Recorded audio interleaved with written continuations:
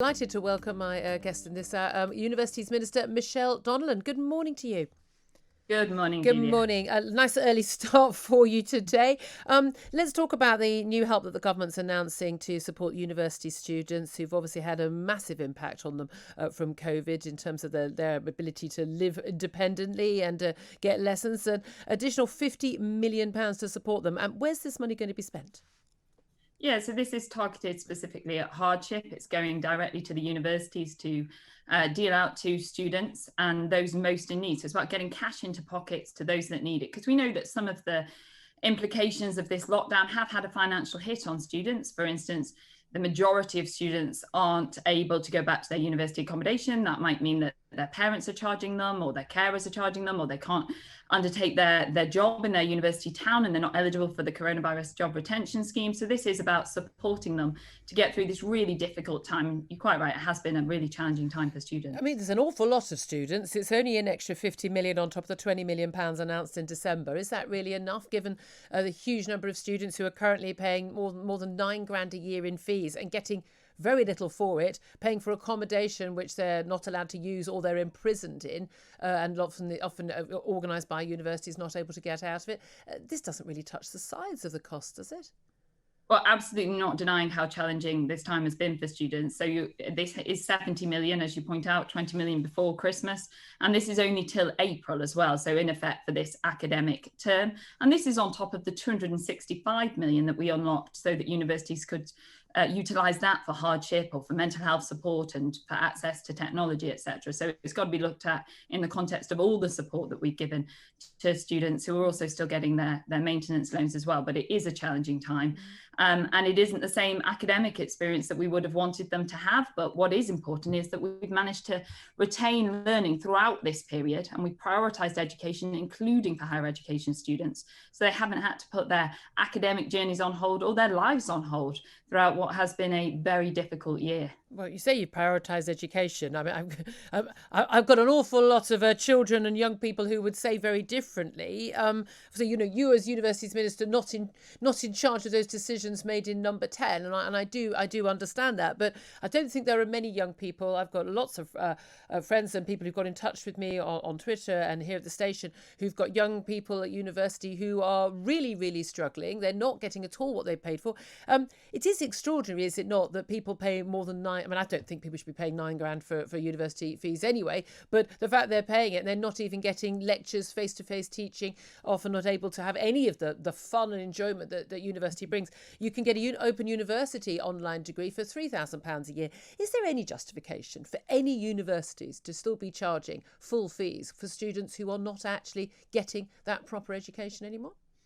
Yeah, so throughout we've tried to retain face-to-face teaching as much as we possibly could do within the public health guidance. And unfortunately, at the moment, the majority aren't accessing face-to-face learning. I've seen some fantastic innovative examples of dynamic online learning that you lecturers and university staff have worked tirelessly to produce. But on fees, we set the maximum level of tuition fees. It's then up to universities to decide what they're going to charge. They've all decided to continue charging the maximum. And so in return, we've said we do expect the quantity to be there, the accessibility to be there, and the quality. And if there are students listening to this and they feel that they're not getting that, there is a process in place for them. They can complain directly to their university. And if they're still unsatisfied, they can go to the OIA, the Office of Independent Adjudicator, and that can potentially lead to a fee refund. And I know a number of students have done that to date. By a couple of £100 maybe. But that's that. The thing is, we have got this is the university sector, although ostensibly private, is actually publicly funded, because all of the money they're getting is, other than foreign overseas students, very few of those these days, they're actually getting their money from the tuition fees, which are paid by the government up front, and then it's a very complicated business. The government, if they chose, could say, you need to start giving students back. But the government hasn't done that. Why not? I mean, vice chancellors are still on their fabulous six-figure salaries, some earning, £350,000 a year, while students are paying, £9,000 a year and getting pretty much nothing in return. So I wouldn't say they're getting nothing at all. And we've been very clear on our expectations of universities, as have the Office for Students, who are monitoring that as well.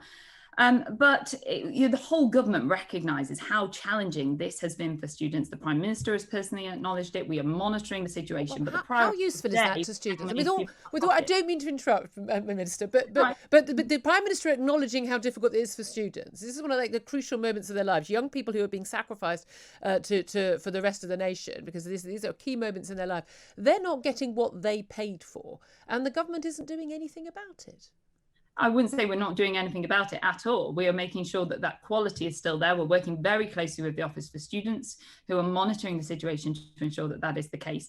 And actually, what we could have done is enabled a break in university education, whereas what we've done is prioritise education to ensure that students don't have to have a break in their academic journey. They can graduate on time. They can go on to their futures after university with that world-class degree, which is so important. We've closed so many parts of society throughout this period, but we have never stopped education. Yes, we've moved it online. We've made it slightly different. Well, we haven't. You might have to tell that to quite a few million children who barely had any education whatsoever. A friend of mine's got a child at a school who has 1 hour of Zoom lessons a day. I mean, what? That's not an education.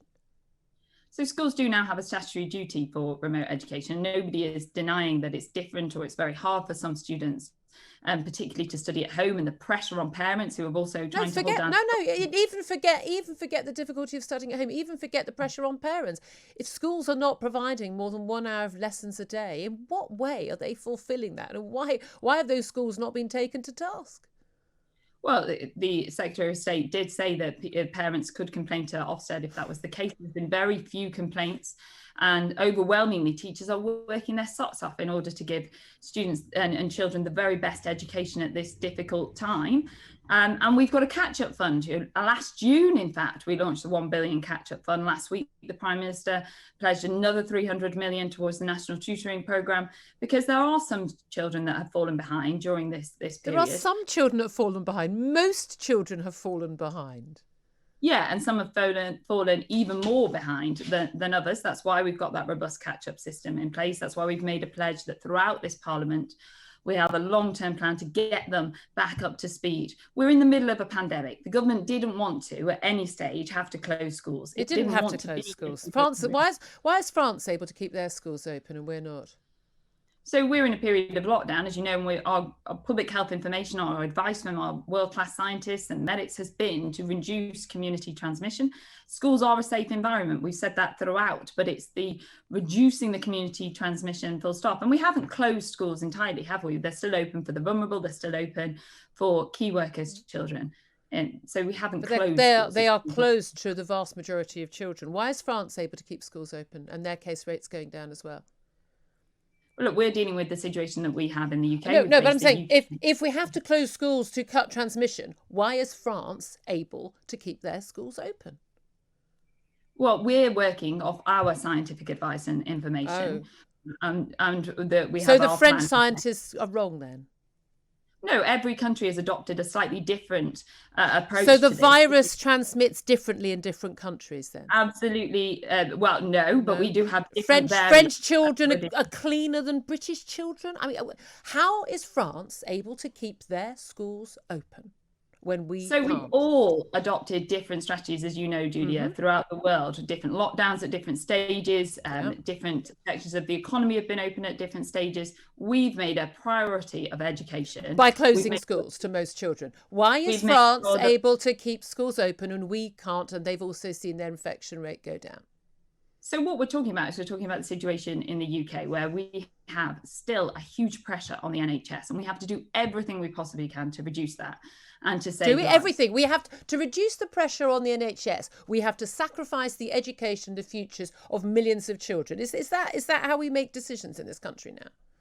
Absolutely not. And you will understand, as an education minister, my entire priority is about education and ensuring that children have the very best education despite what is happening with the pandemic. But we have to listen to the scientists. We have to listen to that medical advice. Because the British scientists know better than the French scientists. I mean, that's the summary, right?